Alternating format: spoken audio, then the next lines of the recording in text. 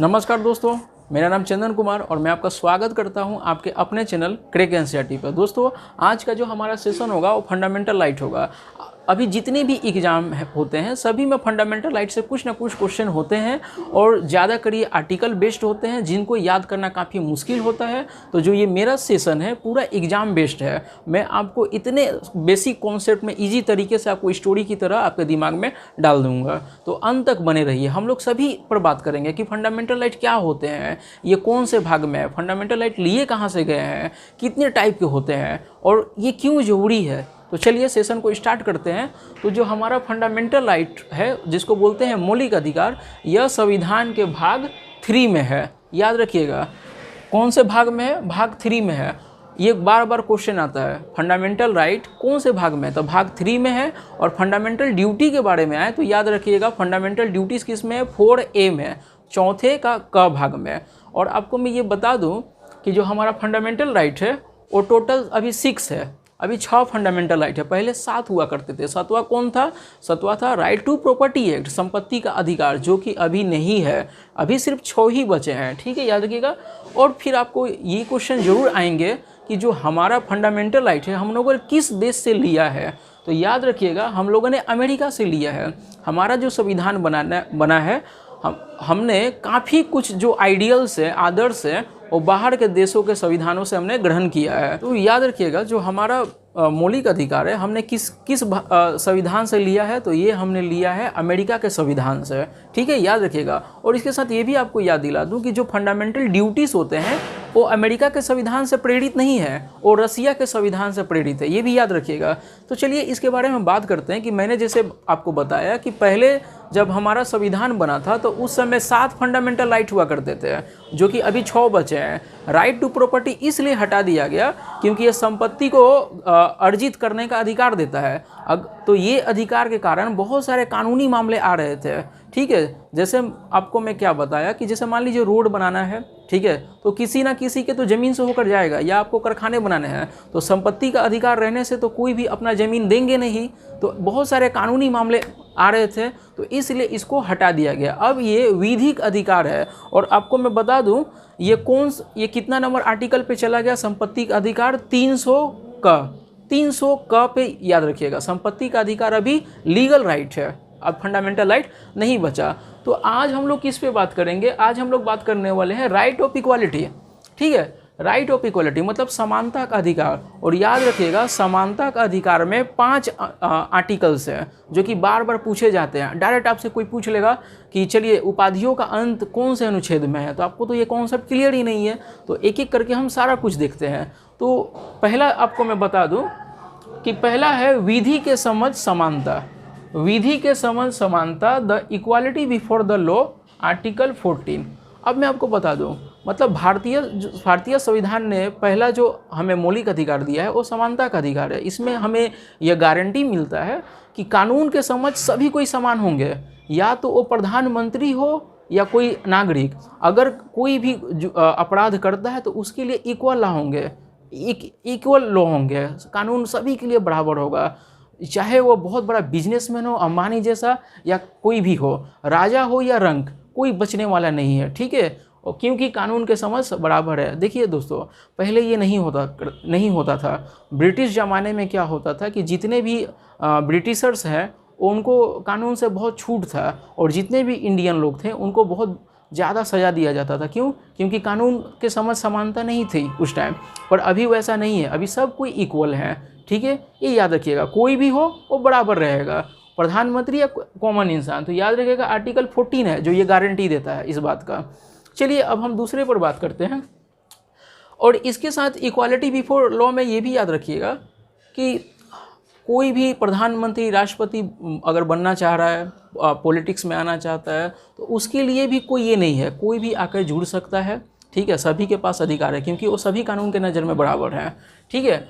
और दूसरा, राज्य द्वारा धर्म, जाति, लिंग, जन्म स्थान आदि के आधार पर विभेद का प्रतिषेध, non discrimination on grounds of religion, race, caste, sex और प्लेस ऑफ बर्थ, आर्टिकल 15। ये क्या है, आर्टिकल 15 इस बात से याद रखिएगा कि हमारा जो देश है, हमारा जो कंट्री है, इसको बोलते हैं लैंड ऑफ डाइवर्सिटी। बहुत सारे भाषा है, बहुत सारी जातियां हैं, बहुत सारे धर्म है। इतना आपको डाइवर्सिटी दुनिया के कहीं कोने में नहीं मिलेगा देखने के लिए। तो अगर हम लोग जाति के आधार पे अगर अपने बटे रहेंगे तो हम लोग कभी भी एक यूनाइट फील नहीं कर पाएंगे। तो इसीलिए भारतीय संविधान ने क्या किया कि सभी को इक्वल कर दिया। मतलब कि राज्य कभी भेदभाव नहीं करेगा कुछ में भी। वो या तो कोई जाति के नाम पर भेदभाव नहीं होगा, या तो धर्म के नाम पर, या कुछ भी। आप भी देखते हैं कि हिंदू हो या मुसलमान हो, सिख हो, कभी भी भेदभाव उनके साथ नहीं होता। हर जगह समान रूप से उनका प्रतिनिधित्व होता है और सभी को सम्मान मिलता है। और कोई भी जाति हो, वो ब्राह्मण हो या शूद्र हो या कोई भी जाति हो, उन्हें भी इक्वल स्टेटस दिया गया है। जो कास्ट सिस्टम है उसको हटा दिया गया है, ठीक है। और मैं आपको बता देता हूँ कि डाइवर्सिटी को कम करने के लिए ये किया गया है। देखिए दोस्तों, इस अधिकार में एक और आपको बता दूं, आर्टिकल 15 में, कि भारत के किसी भी कोने का हो नागरिक हो, कहीं भी जन्म लिया हो, कोई भी जाति का हो, कोई भी रंग का हो, उसके साथ भेदभाव नहीं होगा, ठीक है। काले रंग का हो या गोरे रंग का हो, अगर वो तमिल बोलता हो या तेलुगु बोलता हो या संस्कृत बोलता हो, उस कोई भी भेदभाव उसके साथ नहीं होगा, क्योंकि भारत के सभी नागरिक क्या हैं, सभी समान है। ये कौन से आर्टिकल बोलता है? ये आर्टिकल आपको 15 बोलता है, याद रखिएगा। सभी नागरिक समान हो, कहीं के भी हो, कोई भी जाति के हो, कोई भी धर्म के हो, ठीक है। इसके बाद जो नेक्स्ट है वो है लोक नियोजन के विषय में अवसर की समानता। लोक नियोजन, equality of opportunity in public employment. आपको पता होगा कि सरकारी नौकरियां निकलते हैं, सरकारी विद्यालय होते हैं, यूनिवर्सिटीज़ होते हैं, तो उनमें किसी के साथ भेदभाव नहीं किया जाएगा। अगर कुछ सरकारी नौकरियां निकल रहे हैं तो वो सबके लिए होगा। ये नहीं होगा कि कोई जाति विशेष या किसी के साथ अन्याय हो, किसी को पहले ले लिया जाए।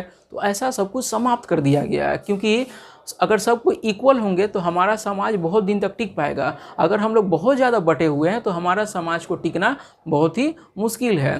तो याद रखिएगा तो कि कौन सा ये आर्टिकल है, आर्टिकल 16। ये क्या करता है? सभी को गारंटी देता है कि सरकारी नौकरियां हो या क्या हो, आपका कोई भी शैक्षणिक संस्थान हो, उसमें सभी का हक बराबर मिलेगा।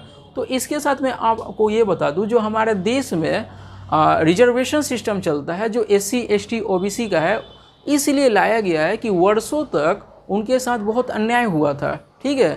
मतलब जनरल कास्ट वाले का दबदबा था समाज में, और जो नीचे वाले कास्ट थे उनको कभी भी उस टाइप का अपॉर्चुनिटी उन्हें नहीं मिला कि वो अपना विकास कर सके। तो भारत आज़ाद होने के बाद भी यह देखा गया कि उनमें बहुत ज़्यादा अशिक्षा है। SC ST OBC वाले लोग बहुत ज़्यादा गरीब हैं। तो उनको बराबरी पे लाने के लिए संविधान ने क्या किया, उनको अलग से रिजर्वेशन सिस्टम दिया गया कि वो बराबरी पे आ सके। तो याद रखिएगा, पर सुप्रीम कोर्ट के बनाए गए नियम के अनुसार ये है कि 50% से ज़्यादा रिजर्वेशन सिस्टम नहीं होगा। और ये जो रिजर्वेशन सिस्टम था जब हमारा भारत आज़ाद हुआ था उस टाइम के लिए बहुत ही परफेक्ट था, पर ये जैसे जैसे खींचा हुआ चला आ रहा है तो इसको धीरे धीरे ख़त्म भी करना चाहिए, ठीक है दोस्तों। चलिए अब इसके बाद हम लोग करेंगे अस्पृश्यता का अंत, एबोलिशन ऑफ अनटचेबिलिटी।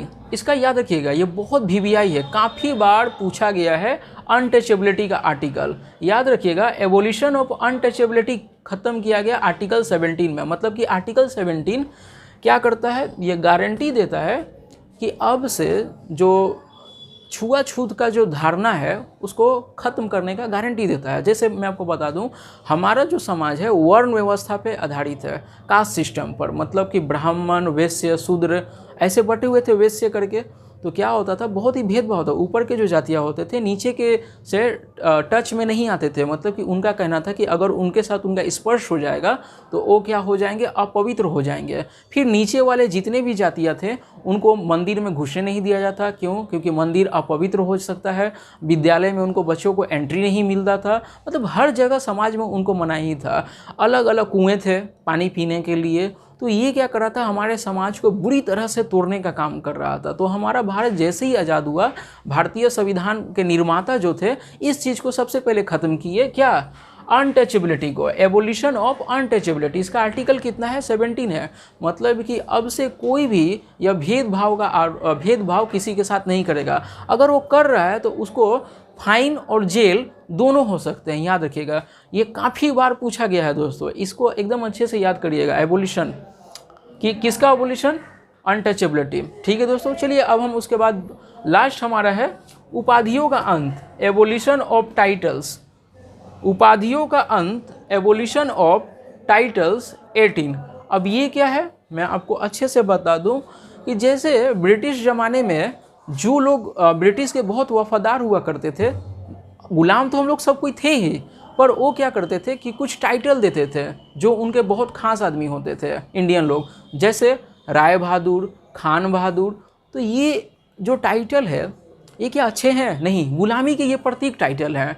तो जब भारत आज़ाद हुआ तो हमारा जो उपाधियों का अंत किया गया, मतलब टाइटल को सारा हटा दिया गया। मतलब कि भारत के जो नागरिक होंगे वो विदेश से मिले हुए बाहर के जो नेशन है उनसे टाइटल नहीं ले सकते बिना राष्ट्रपति का परमिशन का। अब दो टाइप का टाइटल को ले सकते हैं, एक या तो एजुकेशनल टाइटल हो या तो कोई मिलिट्री टाइटल हो, इसके अलावा कोई भी टाइटल हो स्वीकार नहीं कर सकते। और ये दोनों जो टाइटल हैं ये भी राष्ट्रपति के परमिशन के से ही हो सकता है, क्योंकि देखिए क्या है कि समाज में ये भेदभाव पैदा करता है। अगर मान लीजिए किसी को टाइटल मिला हुआ है तो वो अपने आप को श्रेष्ठ समझेगा, ठीक है। इससे क्या होगा, दूसरे जो लोग हैं वो अपने आप को उपेक्षित महसूस करेंगे, तो ऐसे टकराव हो सकता है, समाज बिखर सकता है। इसलिए क्या हुआ, उपाधियों का अंत किया गया, ठीक है। आपको मैं बता दूं महात्मा गांधी ने भी किया था, कैसर-ए-हिंद, और रविंद्रनाथ टैगोर ने नाइटहुड जलियांवाला बाग में, अगर आपको याद हो तो, क्योंकि ये सब सभी गुलामी के प्रतीक थे। तो याद रखिएगा दोस्तों, हमारा जो आज का सेशन था राइट ऑफ इक्वालिटी, इसको हमने कवर किया। इसके बाद हम लोग लाएंगे राइट ऑफ फ्रीडम, जो कि उसमें भी हम लोग काफ़ी डिटेल में चर्चा करेंगे। तो कैसा रहा वीडियो ज़रूर मुझे कमेंट करें, और मेरे वीडियो से अब अगर आप कुछ सीख पा रहे हैं तो लाइक करना ना भूलिए और सब्सक्राइब जरूर कीजिए और दोस्तों के साथ शेयर करिए। धन्यवाद।